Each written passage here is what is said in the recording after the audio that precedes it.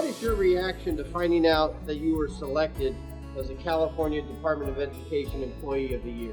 Well, it was shocking and a bit funny, if I can say that.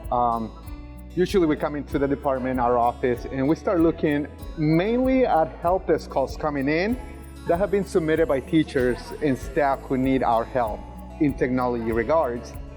So I did notice a few emails from David Applin, our HR person, and usually he's the person who sends those emails congratulating people on moving into different positions. One morning my boss came in and he asked me, have you been receiving the emails that David had been sending to you?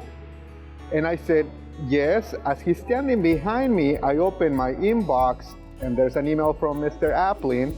As I proceeded to read the email, it's when I found out that I was the person who was being selected for that. So it was shocking, funny, and I just couldn't believe it.